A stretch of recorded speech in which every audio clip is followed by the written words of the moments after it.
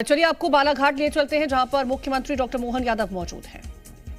करे ढाल सिंह जी बिसेन साहब का मंच पर ही विराजमान हमारे अपने इस जिले के सभी माननीय विधायक, हमारे लांजी विधायक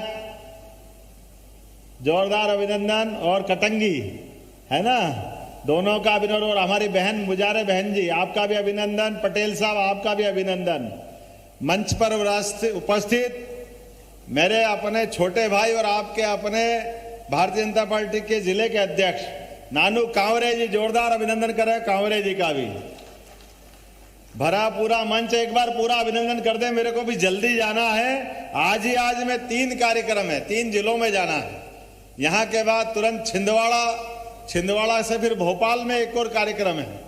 हम सब मानते हैं आज के इस दौर में, खास करके बदलते हुए समय में, यशस्वी प्रधानमंत्री नरेंद्र मोदी क्या अद्भुत व्यक्तित्व है। हम इस बात का एहसास करें नरेंद्र मोदी जी के लिए, जोरदार अभिनंदन करें।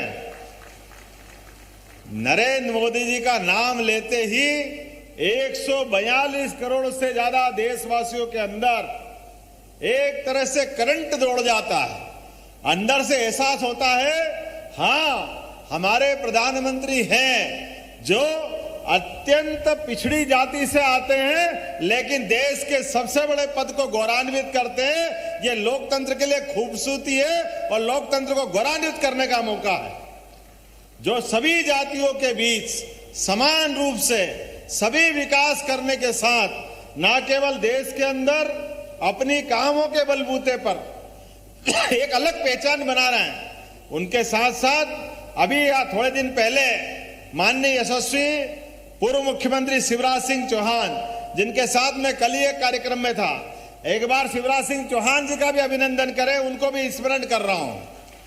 हमारे बीच हमारी अपनी पार्टी के अंदर ये गौरवशाली परंपरा है, जिसके आधार पर गांव-गांव में, जिले-जिले में, शहर-शहर में, नगर-नगर में अगर विकास का कारवां बढ़ा है तो उसका एकमात्र कारण हमें इस बात का गर्व है कि सरकार तो आएगी और जाएगी, सरकार वो जिसके कामों के माध्यम से सरकार पहचानी जाए। भारत रत्न स्वर्गीय अटल बिहारी वाजपेयी जी को कौन भूल सकता है। हम अटल बिहारी वाजपेयी जी को भी स्मरण करें, करतल ध्वनि से अभिनंदन करें स्वर्गीय अटल बिहारी वाजपेयी जी का। एक ऐसे व्यक्तित्व जिन्होंने विपक्ष को भी गौरवान्वित किया, और जब सरकार चली तो सरकार भी ऐसी चली कि हाँ लगता था कि हमारी सरकार है। गरीब से गरीब आदमी के गांव के अंदर प्रधानमंत्री सड़क बना करके एक तरह से सौगात दी है। मुझे इस बात की प्रसन्नता है, यद्यपि कि सभी पुरानी सरकारों ने काम किया है, कोई सरकार खराब नहीं होती है, ये तो हम भाग्यशाली हैं। आजादी के बाद भारत में लगातार सत्ता के माध्यम केवल जनता है। जनता ने जिसको वोट दिया उसके आधार पर सरकार बनती आई। अन्यथा अब तो टेलीविजन का जमाना है, सोशल मीडिया का जमाना है, बगल के पाकिस्तान और कई देश देख लो क्या हो रहा है वहां पे, कैसी हालत है। ऐसी हालत में भी अपने बलबूते पे सरकार बना करके यशस्वी प्रधानमंत्री के माध्यम से तो अपने देश के जनता ने एक नया संदेश दिया है।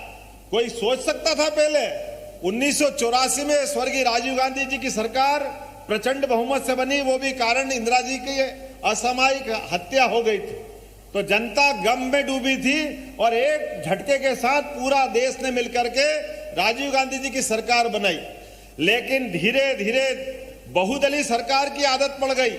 हमारा लोकतंत्र कहीं किसको, लेकिन कुल मिला के सरकार हमारी बनी। अटल बिहारी वाजपेयी जी ने तो 24 दलों को मिला के सरकार बनाई थी। अब आप बताइए 24 दलों को मिला के सरकार बना के चलाना कितना कठिन काम होगा। उसके पहले नरसिम्हा राव जी ने भी 11 दलों को मिला के सरकार बनाई। लेकिन बहुदलीय सरकारी व्यवस्था में कई सारी कठिनाइयां होती है, लेकिन मुझे इस बात की प्रसन्नता है, जनता के बीच गुजरात के मॉडल के आधार पर जिस प्रकार से नरेंद्र मोदी जी ने काम किया था, जनता के बीच वो गए, गोवा में घोषित हुए स्टार प्रचारक, और अपने कामों के बलबूते पर मोदी जी ने जनता के बीच जब बात रखी, मुझे इस बात की प्रसन्नता है, पहली बार 35 साल के बाद प्रचंड बहुमत से एक दल की सरकार बना करके पूरे देश ने संदेश दिया है कि हाँ, हमारा लोकतंत्र धीरे धीरे धीरे धीरे मजबूत होता जा रहा है, दिन दूना रात चौगुना। और ये मैं तो लोकतंत्र के लिए अच्छा मानता हूं, किसी भी दल की सरकार बने, लेकिन सरकार पूर्ण बहुमत की बनना चाहिए। जब सरकार पूर्ण बहुमत की बनती है तो अपने आप संदेश हो जाता है।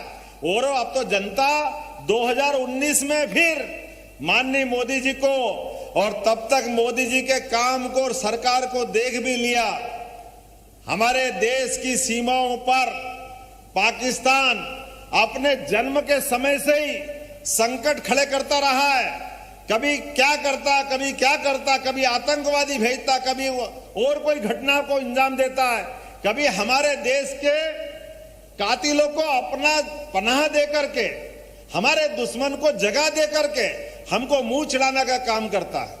हमको मालूम है पाकिस्तान की नापाक हरकतों के कारण से हमारी देश की सीमाओं पे रक्षा करने वाले सैनिक, उनके सर काट के भी पाकिस्तान के सैनिक अपनी सीमा में ले जाते। फुटबॉल खेलते, हमको फुटबॉल खेलते वो सारे पाकिस्तानी दरिंदे, ऐसा लगता कि परमात्मा ये कौन सा जन्म दे दिया। हमारे देशभक्त रक्षा सैनिकों की, वो तो हमारी रक्षा में लगे, उनने किसका क्या बिगाड़ा था। लेकिन हमारे सामने देश के सैनिकों के सिर फुटबॉल की तरह लात मार करके पूरे देश को लज्जित करने का काम वो करते थे। पूरा देश हताशा से, निराशा से, गुस्से से देखता रह जाता था, लेकिन उसका बदला नहीं ले पाता था।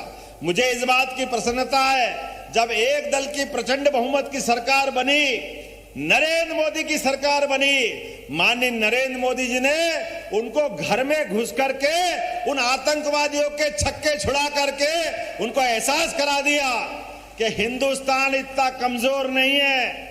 हिंदुस्तान को आप चाहे जिस दृष्टि से देखो, लेकिन हिंदुस्तान और अपनी सेनाओं की, सीमाओं की और सैनिकों की रक्षा करना जानता है।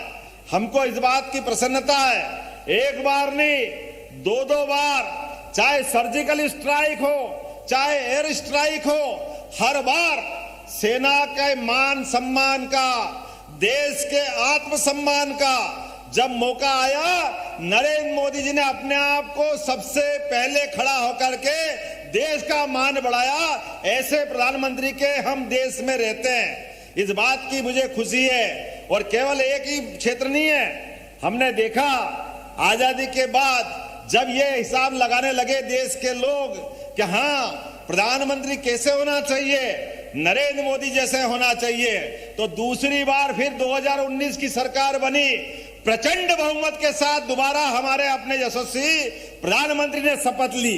उनने एहसास कराया, देश का उत्तर हो, दक्षिण हो, पूरब हो, पश्चिम हो, सबको साथ लेके चलने का और सबके बीच विकास के मामले में मदद देने का डबल इंजन की सरकार का नारा आया। और डबल इंजन की सरकार के माध्यम से एक के बाद एक हमने अपनी आंखों के सामने देखा है। अब 14 से 18 या 19 तक की सरकार थोड़ी आत्मनिर्भरता की तरफ थी, लेकिन अब देश स्वाभिमान के साथ सरकार में जी रहा है। हमने सबने देखा कोविड का खराब समय, मुझे बालाघाट भी याद आता है, यहां पर भी हाहाकार मचा था, जान के लाले पड़े थे, ना दवाई का ठिकाना, ना मरीज का कोई संभालने वाला, और तो और भूले भटके मर जाए तो घर वाले हाथ लगाने को तैयार नहीं, इतना डर का माहौल था। ऐसा बिल्कुल एक नई दुनिया में हम प्रवेश कर रहे थे।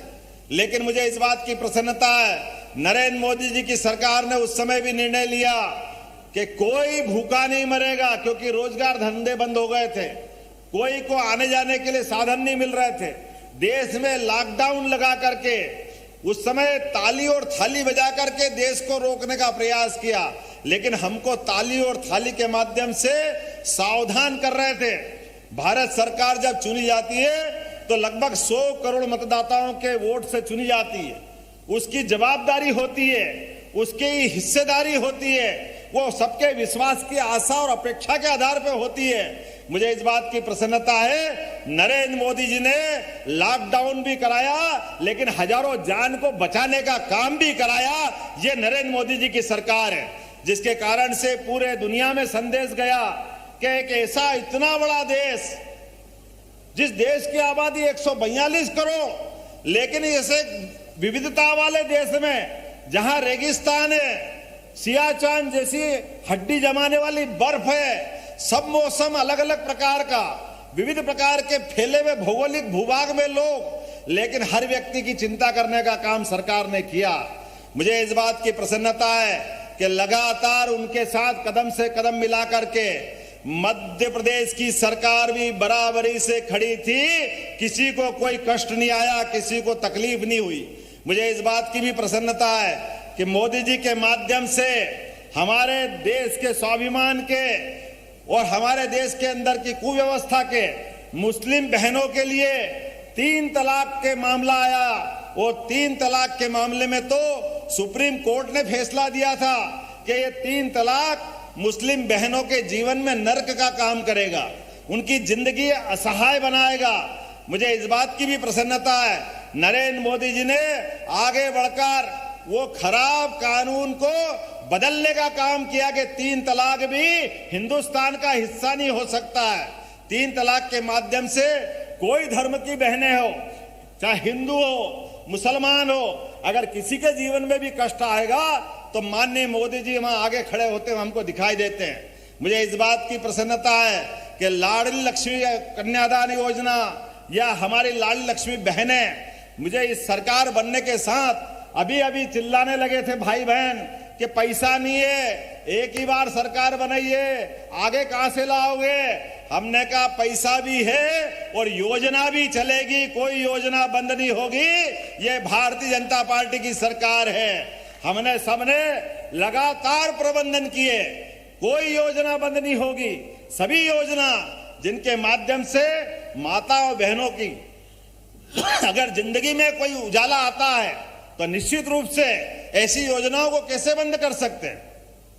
और भाइयों और बहनों, और खासकर बहनों, आप सुन लेना, हर 10 तारीख को बराबरी से आपके खाते में पैसे आ रहे हैं, लेकिन इस बार तो और जल्दी करने वाले हैं, क्योंकि अगला महीना शिवरात्रि का भी है, होली का भी है, कई त्योहार है, बीच में खर्चे की जरूरत पड़ेगी। अब हमको आदत पड़ गई है, तो आपको आपके खाते में 1 तारीख को ही पैसे डाल दिए जाएंगे। ये पैसे आपके खाते में आने वाले हैं। ये आपके अपने इस छोटे से कार्यकर्ता का और प्रदेश के मुखिया का, मुख्यमंत्री का, और मुख्यमंत्री क्यों, मैं तो अपने आप को मुख्य सेवक मानता हूं। जब देश के प्रधान सेवक नरेंद्र मोदी है तो डॉक्टर मोहन यादव कैसे अपने आप को मुख्यमंत्री मान सकता है। मुख्यमंत्री केवल संवैधानिक दायित्व के आधार पर, लेकिन प्रधान सेवक के साथ मैं भी मुख्य सेवक के रूप में आपकी भूमिका निभाने आया हूं। और आज यहां जब आपके बीच में आया हूं तो खाली हाथ नहीं आया हूं। अभी हमारे कावरे जी कह रहे थे, कावरे जी ने कहा कि ये आयुर्वेदिक के मंत्री थे, इनकी बहुत इच्छा थी। और यहां तो बालाघाट में पूरा वनांचल, कान्हा का आधा हिस्सा, अभी ढाल सिंह जी बता रहे थे कि आधा हिस्सा कान्हा राष्ट्रीय उद्यान का तो इसी में आता है। बड़े पैमाने पर हमारे यहाँ बड़ी संभावना है। ऐसे में अब हमारी, जैसे मैंने कहा पहले भी कि कोविड के समय आयुर्वेद का महत्व मालूम पड़ा था, तो आयुर्वेद के आधार पर इस क्षेत्र में विकास क्यों नहीं होना चाहिए। हमने सरकार के पहले अंतरिम बजट में इस बात का प्रबंधन किया कि मंडला, बालाघाट ऐसे सभी वनों वाले जिलों में आयुर्वेदिक मेडिकल कॉलेज खोलने का निर्णय करते हैं। बहुत जल्दी बड़ी सौगात अपने इस आयुर्वेदिक कॉलेज की बालाघाट में मिलने वाली है। मुझे इस बात की भी प्रसन्नता है कि लगातार एक के बाद एक कई सारे उद्योग, आज भी जब मैं आया तो यहाँ पर 3 उद्योग, Messrs Hindustan Green Energy Limited, Messrs Hindustan टेम्स प्राइवेट लिमिटेड के माध्यम से औद्योगिक इकाइयों का भूमि पूजन मैंने किया है। और 761 करोड़ की लागत के कई सारे निर्माण कार्य का यही भूमि पूजन लोकार्पण किया है। ये डबल इंजन की सरकार है। आप अभिनंदन करें अपने विकास कार्यों का। जरा आनंद आना चाहिए कि नहीं आनंद आना चाहिए। जोरदार ताली बजा करके ये सारे होने वाले कामों में आप सहयोगी बने। जो काम हम कर रहे हैं जरा आप देखो तो सही, कौन कौन से काम हैं। 715 करोड़ के 29 नवीन निर्माण कार्य जिनके आधार पर मैंने भूमि पूजन किया, उसमें 150 करोड़ की लागत से पीवीसी इंसुलेशन इलेक्ट्रिक मीरकपुर एक फैक्ट्री बनने वाली है, उसका भूमि पूजन हमने किया है। 300 करोड़ की लागत से गुरु घाट, क्या गुडरू घाट, गुडरू, मैं आता हूं पंडितों की नगरी से तो मेरे को गुरु जल्दी दिखता है, लेकिन गुडरू घाट, ये गुडरू घाट में लगभग 300 करोड़ की लागत से इथेनॉल का नया प्रोजेक्ट का आज भूमि पूजन हुआ है। हम सब अभिनंदन करें इस बात का। 200 करोड़ की लागत से सिलिको फेरो अलाइज स्टील इकाई का निर्माण कार्य भी यहाँ शुरुआत की है। लगभग 12 करोड़ 51 लाख की लागत से कीनी, खुरमंडी, अमई, कोचेवाई, बकोड़ा इत्यादि स्कूल, हाई स्कूल खोलने का यहाँ का भूमि पूजन किया। कौन कौन से विधायक के क्षेत्र में आता, हाथ खड़े कर देना, बताते जाना। आपके इसमें भी आता है, बहुत अच्छा, ताली वाली बजाकर का अभिनंदन कर सकते।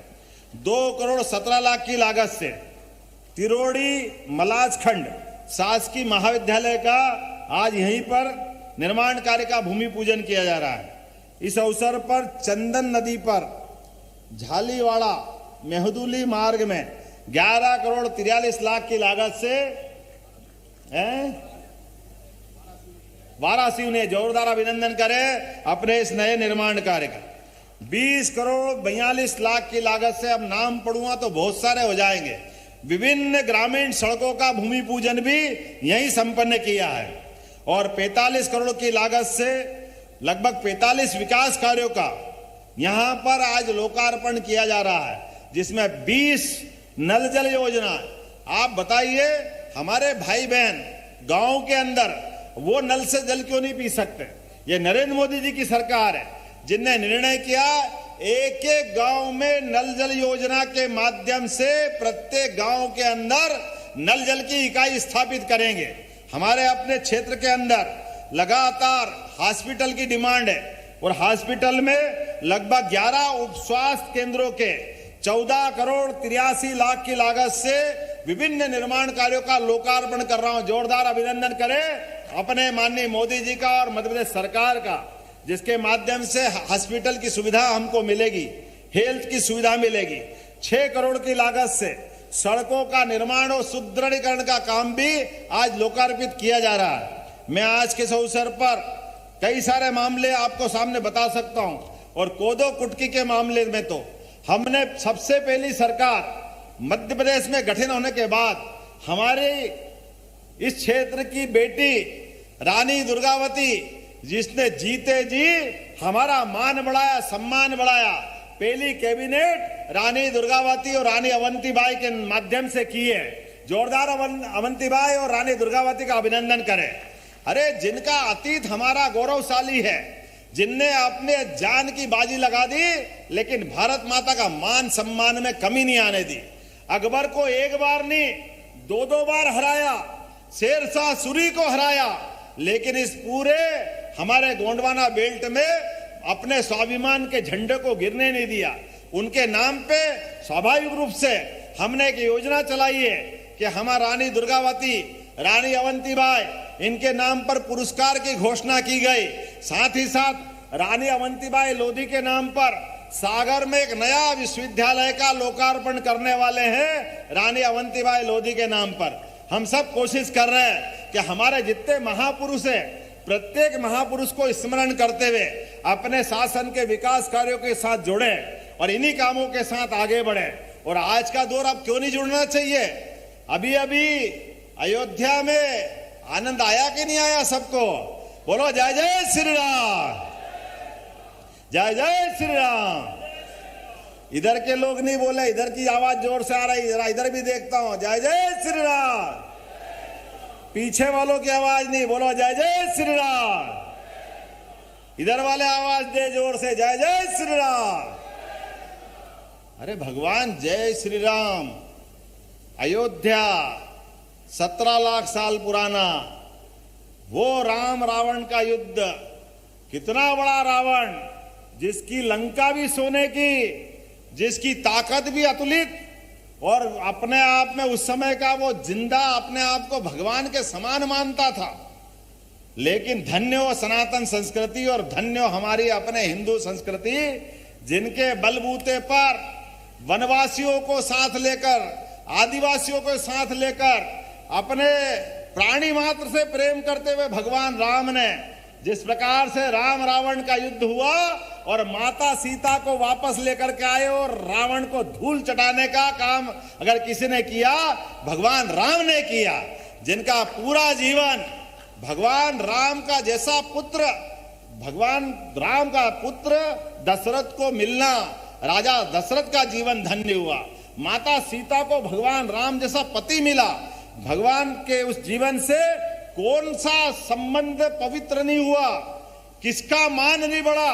आदर्श पुत्र, आदर्श पिता, आदर्श शासक। वो शासक तो ऐसा शासक जिसने सबने सोचा अगर राज्य चाहिए तो राम राज्य जैसा चाहिए। राम राज्य की कामना सब करते हैं। भगवान राम राज्य की कामना करने का मतलब ही गरीब से गरीब आदमी के जीवन में भी सुख का सवेरा लाना, उसके कष्ट मिटाना, देश को स्वाभिमान के साथ जीना सिखाना, सुव्यवस्था स्थापित करना, इतिहास, भूगोल, हर जगह सनातन संस्कृति के लक्षण दिखाई देना। लेकिन मित्रों, बड़े दुर्भाग्य के साथ कहना पड़ रहा है, देश की आजादी तो 47 में मिल गई, लेकिन भगवान राम को भी अपने घर में आने में 70 साल लग गए। ये बड़े दुर्भाग्य के साथ कहना पड़ रहा है। लेकिन भगवान राम का प्रवेश, भगवान के रूप में उनकी प्राण प्रतिष्ठा, ये केवल भगवान राम की प्राण प्रतिष्ठा नहीं हुई, ये पूरे देश की प्राण प्रतिष्ठा हुई। हमको इस बात का गर्व और गौरव है। अयोध्या का वो दिन जिसने आंखों से देखा, नयन उसके खुले के खुले रह गए, आंखों से अश्रु की धारा बह निकली, एहसास हुआ हाँ परमात्मा, ये 500 साल बाद हमारा समय आया कि जब भगवान को हम अपने अयोध्या में भगवान राम नहीं जाएंगे तो कौन जाएंगे। लेकिन बड़े दुर्भाग्य के साथ कहना पड़ रहा है, भगवान राम की प्राण प्रतिष्ठा के अवसर पे भी पहले तो निर्माण कार्य में अड़ंगे लगे और बाद में भगवान के निर्माण कार्य के बाद जब सुप्रीम कोर्ट ने फैसला दे दिया तो दिए फैसले के बाद भी उनके गर्भगृह के प्रवेश के अवसर पर निमंत्रण दिया। लेकिन अभागे लोग जिन्हें निमंत्रण भी ठुकरा दिया, बड़ी दुर्भाग्य की बात है। कोई मक्का मदीना में भगवान राम का मंदिर नहीं बन रहा था, भगवान राम का मंदिर तो अयोध्या में बन रहा था। अरे भगवान राम के निमंत्रण को ठुकराना बड़े दुर्भाग्य की बात है। हमारी पार्टी ने, कांग्रेस के ही कई वरिष्ठ नेताओं ने अपनी पार्टी के निर्णय का विरोध करके कहा कि यह गलत हुआ है।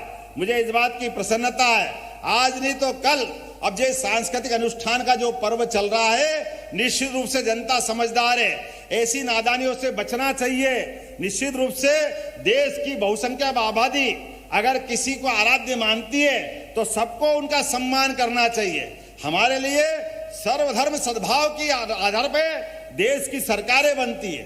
देश सबके संभावनाओं का और भावनाओं का दोनों का आदर करना जानता है। संभावनाओं के आधार पर हम विकास का रास्ता पकड़ते हैं और भावनाओं के आधार पर सनातन संस्कृति पे गर्व करते हैं। इसी से रास्ता निकलता है। मुझे इस बात की आनंद भी है, बालाघाट जैसे जिले में मैं जब पहली बार आया और दोपहर 12-1 बजे बाद भी सड़कों पर जो आपने प्यार लुटाया, जीवन भर नहीं भूलूंगा जो आपने प्यार दिया है। मुझे इस बात का एहसास है कि आप और हम मिलकर के आने वाले समय में भारत को आगे बढ़ाने के लिए, स्वामी विवेकानंद ने जब घोषणा की थी कि 21वीं शताब्दी भारत की होगी और भारत की 21वीं शताब्दी के लक्षण हमको दिखाई दे रहे हैं। अब जिस प्रकार से हमारी अर्थव्यवस्था आगे जा रही है, जिस प्रकार से दुनिया के देश, चाहे अमेरिका हो, इंग्लैंड हो, रूस हो, यूक्रेन हो, कोई भी देश, हर देश ने नरेंद्र मोदी जी के साथ कदम से कदम मिलना चलने के लिए रात में भी सपना देखना चालू किया। हमको खुशी है इस बात की, हर देश भारत के साथ मित्रता करना जानता है और मित्रता करना नहीं जानता, मित्रता करना चाहता भी है। इसलिए अयोध्या से दोबारा सुनना, अयोध्या से अरब तक हमारे देवालय चमचमा रहे कि नहीं चमचमा रहे, आकाश से बात करते दिखा दे रहे, हमने अपनी आंखों के माध्यम से देखा है। और क्या चाहिए हमको? हमारे देश की यही प्रगति आगे बढ़ती रहे, प्रत्येक गरीब आदमी के जीवन में कोई कष्ट न हो। मध्य प्रदेश सरकार भी प्रयास कर रही है, एक के बाद एक लगातार विकास के कामों में पर्याप्त धनराशि देकर के डबल इंजन सरकार के माध्यम से, और अब की बार मोदी जी के नेतृत्व में हम मुहाने खड़े हैं। दोनों बार की सरकार ने देश के साथ बहुदलीय व्यवस्था के बजाय एक दलीय व्यवस्था की तरफ कदम बढ़ाया है और सरकार मजबूती से बढ़ी है। अभी हम 5वीं अर्थव्यवस्था है, लेकिन अगली बार हम देश का नंबर 1 स्थान विश्व में पाएंगे। भारत दुनिया में सबसे नंबर 1 स्थापित हो जाए प्रधानमंत्री नरेंद्र मोदी जी के नेतृत्व में। इसलिए मध्य प्रदेश सरकार काम करती रहेगी। मेरी बात से सहमत हो तो जोरदार ताली बजा के एहसास कराए इस बात का कि हाँ, हम अपने लोकतंत्र को मजबूत करना जानते हैं।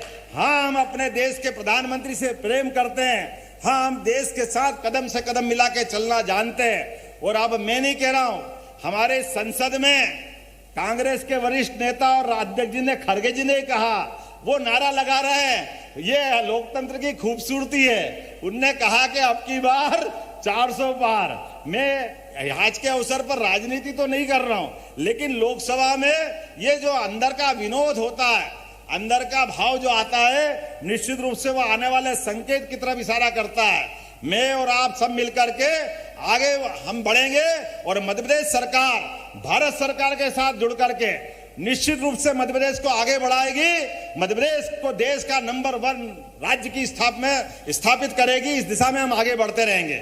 मेरा अगला जब दौरा होगा तो आज तो मैंने सामूहिक रूप से भूमि पूजन लोकार्पण किए, अगली बार एक एक विधानसभा में जाएंगे, हर स्थान पर निर्माण कार्य के लिए जनता से मिलेंगे। थोड़ा समय कम था, कई सारे कारणों से ये अभी अपनी 2-3 महीने का समय भी नहीं हुआ है, लेकिन फिर भी हमने कहा कि आज मैं लगभग 48वें जिले में आया हूं और कोशिश कर रहा हूं कि ये सरकार संवेदनशील सरकार है। ये सरकार गरीबों के आंसू पोंछने वाली सरकार है। ये सरकार अधिकारियों कर्मचारियों को संदेश देना जानती है कि पारदर्शी जवाबदेही, चाहे ड्राइवर क्यों ना हो, उनकी इज्जत भी सरकार की इज्जत है। उसकी इज्जत में हाथ डालने का किसी को अधिकार नहीं है। ये सरकार इस बात के लिए भी प्रेरित करती है कि अगर खुले में कोई मटन बेचे, मांस बेचे, फूड सामग्री बेचे, कानून उसकी अनुमति नहीं देता। इसलिए खुले में किसी को भी इस प्रकार के सामान बेचने की अनुमति नहीं होगी। हम सब उनके लिए मार्केट बनाएंगे, बंद एक अपने उनके बाजार में, जिनको खाना है मना नहीं करेंगे, लेकिन खुलेआम बेचना ये तो सबका अपमान है। और अपमान से बढ़कर के कोई अगर ये गंदी मछली, गंदा कोई खाना खाएगा तो उसका जीवन बिगड़ेगा, उसको खाने के साथ स्वास्थ्य की अपनी मूल चीज से खिलवाड़ हो जाएगा, तो उससे बचाना भी सरकार की जवाबदारी। तो निश्चित रूप से खाने में मना नहीं है, लेकिन बाजार बना करके, और ध्यान देना कोई नगर निगम, नगर पालिका, कोई नगर परिषद या पंचायत में पैसे नहीं है, सरकार सबको पैसे देगी। आप बाजार बनाओ, निश्चित रूप से उनका निश्चित स्थान रहेगा जहां वो सामान बिकेगा, लेकिन खुलेआम इस प्रकार से बेचने की अनुमति नहीं होगी। मेरी अपनी ओर से आज के इस अवसर पर बालाघाट के अंदर मेरे मित्रों ने बहुत सारी बात अलग अलग कही है। आने वाले समय में जब तक सरकार नहीं बनती तब तक अलग अलग दलों के हो सकते हैं, लेकिन सरकार बन जाए तो सरकार के साथ सब बैठते हैं। आप भी जो कोई विकास के काम दोगे, मैं समान रूप से सबको साथ लेके चलने में विश्वास करता हूं, क्योंकि मध्य प्रदेश को आगे बढ़ाना है, प्रदेश को आगे बढ़ाना है, देश के साथ चलना है। माननीय नरेंद्र मोदी जी के नेतृत्व में सारे प्रदेश लगातार धन के आधार पर कोई अभाव महसूस नहीं कर रहे हैं। तो निश्चित रूप से हम और आप सब मिलेंगे और मध्य प्रदेश को आगे बढ़ाएंगे। बोलो मेरे साथ, आप तैयार हैं? अगर तैयार है तो खड़े हो जाओ अपने स्थान पर, अपने हाथ की मुट्ठी बांधो और संकल्प करो, आने वाले समय में हम और आप सब मिलकर के माता बहनों की इज्जत करेंगे, गरीब से गरीब आदमी की सेवा करेंगे। नरेंद्र मोदी जी के नेतृत्व में मध्य प्रदेश को और आगे बढ़ाएंगे। बोलिए मेरे साथ, भारत माता की, भारत माता की, भारत माता की। बहुत बहुत धन्यवाद। भारत माता की जय। करतल ध्वनि से आभार प्रकट करें, जोरदार तालियां हो जाएं हमारे यशस्वी माननीय मुख्यमंत्री जी डॉक्टर मोहन यादव जी के लिए। आपका बहुत बहुत धन्यवाद। मध्य प्रदेश शासन की विभिन्न विभागों की योजनाओं के हमारा बजट अभी आने वाला है। आपके विधायक जी ने कहा, हमने कहा अगला बजट आ रहा है निश्चित रूप से धान सहित सभी फसलों के खरीदने के लिए, उसमें बजट के बाद व्यवस्था करके आपको निराश नहीं होने देंगे, ये मैं आश्वस्त करता हूं। जो कहा है वो करके दिखाएंगे। बहुत बहुत धन्यवाद। भारत माता की जय। पात्र हितग्राही हैं वो हित लाभ लेंगे। सबसे पहले राष्ट्रीय ग्रामीण आजीविका मिशन से हितग्राही हैं सुश्री ज्योति बिसेन, तहसील वारासिवनी से प्रतिनिधि स्वरूप आ रहे हैं। माननीय मुख्यमंत्री जी के कर कमलों से हित लाभ लेंगे। कुल 1281 हितग्राही हैं, लेकिन प्रतिनिधि के स्वरूप सुश्री ज्योति बिसेन, तहसील वारासिवनी से कृपया कर मंच पर आ जाएं।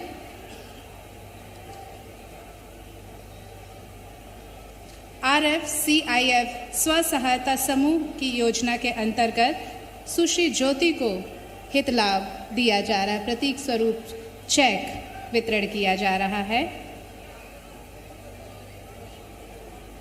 इसके पश्चात सुश्री अनसुईया धाने, तहसील लालबर्रा से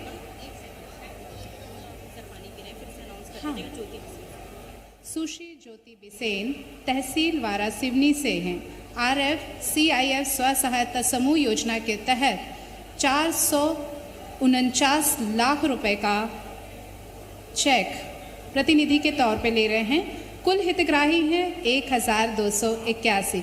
जोरदार तालियां हो जाए।